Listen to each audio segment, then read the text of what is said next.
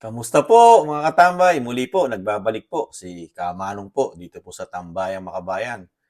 Komento ni Kamanong. Ito po, pag-usapan po natin, ito pong balita at ayon po sa Pangulo mga katambay, palalakasin daw po niya ang turismo ng ating bansa mga katambay. Ito naman po ang kanyang tututukan sa kabila po ng nasabi niya na po at nauna niyang ipahayag yung mga pangarap niya sa ating bansa na hindi pa rin natutupad mga katambay. At ito na, may bago na naman po tututukan ang Pangulo, ang turismo naman po. Pero doon po sa mga pahayag na pangarap, pangako na pagbaba ng bilihin, lalo ang bigas, wala pa rin tutok ang ating Pangulo. Pero ngayon po, turismo naman po ang tututukan mga katambay ng ating mahal na Pangulo. Ito po, pakinggan po natin ang balita at komentuhan naman po natin mga katambay. Kung ganda lang naman ang pag-uusapan, kilalang top tourist destination ang Pilipinas sa Asia. Pero gusto ni Pangulong Bongbong Marcos na padaliin at pasahin pa ang pamamasyal sa bansa para balik-balikan pa ng mga turista. Nasa frontline ng balitang yan si Maricel Halil. Target ni Pangulong Bongbong Marcos na gamitin ang tourist rest area gaya ng binuksang ito sa Pagudpud, Ilocos Norte para maging tourism powerhouse ang Pilipinas sa buong Asya. Yun nga lang, hindi raw ito madali. We want to transform the Philippines into the tourism powerhouse in Asia. We are in very steep competition. Thailand has done an extremely good job in promoting tourism. Korea has done a very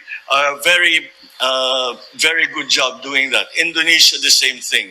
Vietnam, the same thing. Kaya bukod sa pinasinayaan kanina sa Pagudpud, inaasahan na raw ang iba pang tourist rest area sa iba pang bahagi ng bansa. Plano rin maglagay ng pasalubong centers para matulungan ang mga maliliit na negosyo sa mga probinsya. Dagdag pa ng Pangulo, maraming magagandang tourist spots sa Pilipinas, lalo na ang mga beach. Kaya pwede agad itong gamiting kapital. Pero para balik-balikan tayo ng mga turista, importante na maalagaan sila. Kabilang na rito ang pagtatayo ng mga paliparan sa mga probinsya lalo't masyado ng matao ang Ninoy Aquino International Airport. Sinimula ng araw ang pagtatayo ng Ilocos Norte Transportation Hub nitong Pebrero at inaasahang matatapos ito sa 2025. Oras na makumpleto ang proyekto, mas magiging maayos ang traffic control sa lugar.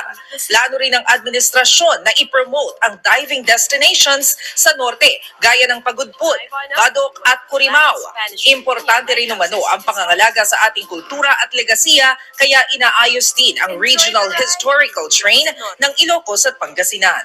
This is a great opportunity to showcase our world-class destinations like Poway Church, the Sand Dunes, Malacanang of the North, amongst others. Ito nga, Saud Beach. All of these places that we know, hindi pa natin napag-usapan yung mga eastern towns. Hindi pa natin napag-usapan yung mga nasa bundok. Sa ganda ng Pilipinas, isa ang turismo sa mga madaling i-develop para mabigyan ng maayos na kabuhayan ang mga Pilipino. Nagbabalita mula sa Frontline. Ayan po mga tambay turismo raw para mabigyan ng maayos na kabuhayan ng mga Pilipino. Pero hindi po nabibigyan po ng maayos na presyo ng bilihin mga tambay. Sobrang taas ng kuryente, pagkain, at kasama na naman po ang tubig, nag-aamba. Pero ang Pangulo nakatutok po sa mga resting area po ng mga turismo raw po na lalaban tayo ng kompetensya sa mga kalapit bansa natin katulad na Thailand at marami pa ang bansa. Nandiyan na Singapore, Malaysia. Nakikita naman po natin na talagang ang Japan, Korea, mismo mga Pilipino gustong-gusto pumunta sa lugar nila at hindi sa lugar natin mga tambay. At ang isa pa, paano po dadayuhin sa tingin po ni Kamano ang ating bansa? Unang-una po, tayo nga po ang number 1 ngayon sa buong Southeast Asia. Ang crime po natin ngayon ay number 1 po. Number 1 po sa City of crime sa Southeast Asia po. Number 1 po ang, Manila. Sumusunod po ang Quezon City, mga katabay. Ganon po katindi ang sinasabing, gusto ng Pangulo na maging tourist spot at ngayon po nagbabalikan na naman po ang, krimen. Yan na nga po. At nasa index po ng Southeast Asia, ang Pilipinas ang nangunguna 2 taon na. Paano po tayo papasukin ng mga turista? lalo kung hindi safe. Ang isipin nila, ang Pilipinas napakataas ng crime rate, 'di po ba? Una po nilang iiwasan po 'yan mga katambay. At ang pangalawa, laganap na naman po ang droga sa ating bansa, di umano. At gano'n din po, may issue rin po droga ang Pangulo ng Pilipinas, mga katambay. Kaya, paano po tayo makakahikayat ng mga turismo na, ibang lahi kung ang bansa natin ngayon balitang-balita. Tapos ang airport natin worst airport na naman ngayon. Sa buong Asia, pinaka-worst airport po ang ating airport na Ninoy Aquino. Dahil balitang-balita po yan na sa international ang ating airport, mga tambay. Dinadaga, iniipis, balik na naman po yung laglag bala, mga tambay. Tapos ito po, pinupus po ng Pangulo na ayusin po ang mga resting area po at nauna na po i-develop ang kanya pong hometown na tinatawag na Ilocos, mga tambay. Doon po ang inuuna pong i-focus ng Pangulo. Siyempre po ang Ilocos dahil nga pinagmamalaki po ng Pangulo ang Ilocos Norte at kasama na rin siyempre ang Ilocos Sur. Yung mga talagang magiging tourist destination ng sinasabing hindi lang mga Pilipino, pati mga banyaga na sinasabing pamoso. Isa sa pamoso ang sinasabing Poway Church at marami pang binanggit ang Pangulo, mga katambay. Kaya nga lang po, bago tayo manghikayat ng mga dayuhan sa ating bansa, linisin muna natin yung ating bakuran. Di ba? Marungis po kasi sa tingin ni Kamanong, marungis ang bakuran ng ating bansa. Una nga po yung airport, di ba?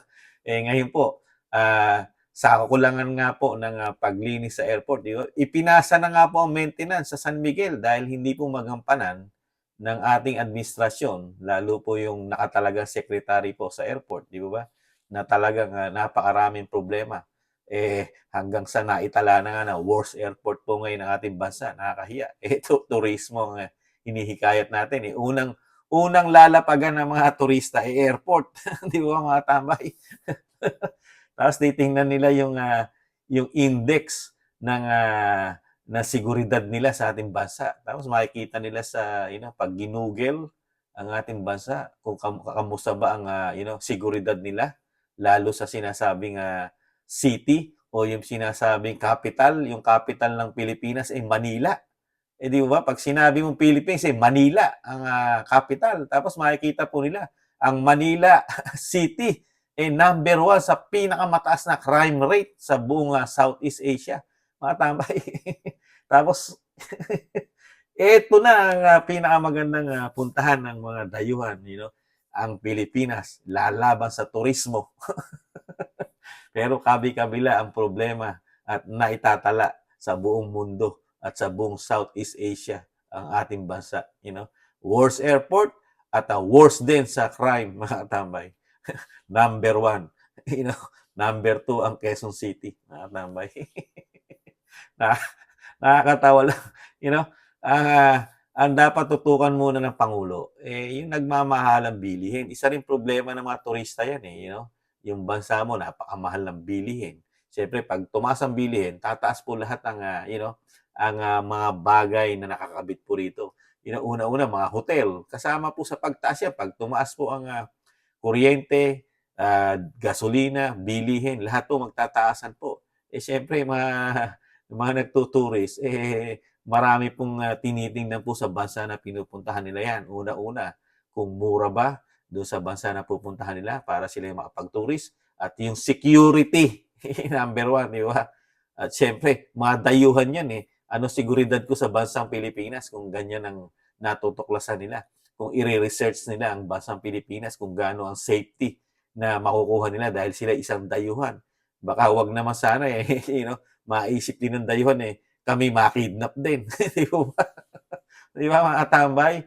Kaya dito po sa nakikita ni Kamano, ayos naman po yung ginagawa ni Pangulong Marcos. Kaya lang po, para sabihin mo na makahingkayat ka ng maraming dayuhan na, magtuturi sa ating bansa, sa tingin ni Kamanong, hindi pa sa ngayon. Ayusin muna, ang sinasabi ni Kamanong, ayusin po muna natin ang ating bakuran. Dahil ang ating bakuran ang magiging ehemplo ng ating bansa, lalong-lalo ang airport, di ba? At yung crime po, nakakahiya po dahil nga 2 taon na po tayong laging #1 sa crime sa buong Southeast Asia. Pinakamalaking crime, #1, #2, yung sinasabing sikat na city sa ating bansa, ang Quezon City at ang Manila. Mga tambay, hindi po yata nagpo-focus ang ating Pangulo sa mga bagay na ito. Laganap na naman ng droga, crime, krimen, tapos problema sa airport.